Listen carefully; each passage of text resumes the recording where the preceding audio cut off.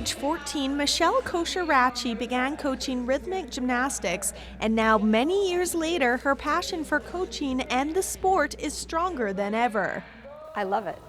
It is the expression, it's the showcase, it's helping the athletes and watching the girls grow. The beginning of the year in September, the little girls, they're standing there and they're so shy and they won't even say their name. By the end of our season, they're up there, they're talking, they're performing on their own, they're going out and they're showing off to hundreds and hundreds of people that come and watch our shows.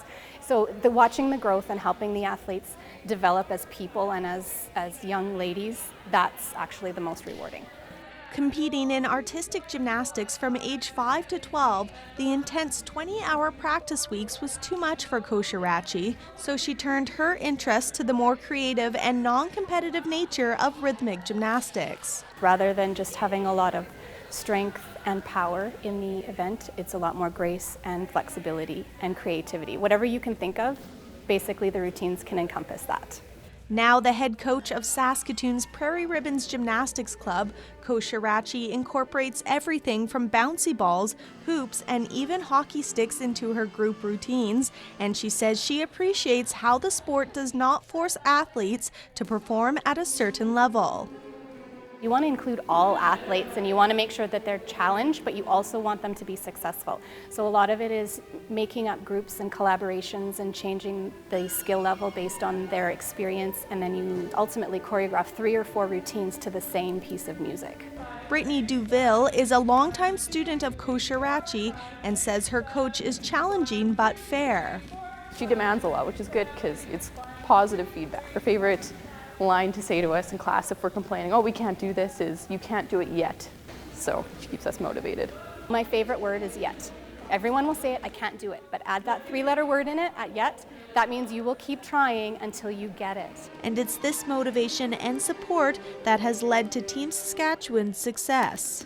We were in nationals in July of last summer. That was in Calgary, and there we received a bid to perform as part of Team Canada at Worlds. It's World Gymnastrada 2015 in Helsinki, Finland, and it runs next July.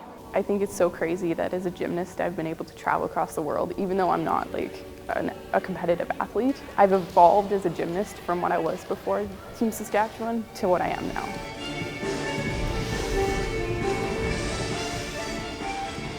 Training it's difficult. I mean, being a gymnast, it's painful sometimes, but she makes you want to come back to practice. She makes you want to work, and she makes it like worthwhile.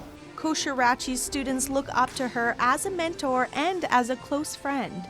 I often refer to gymnastics as another second family, and she would have to be like the mom of the family. The athletes that I coach, most of the athletes that have come up with me, they're like my little sisters. So we're a lot of family. Even the girls that I haven't coached particularly a lot when they were little, it's still a team, it's a family.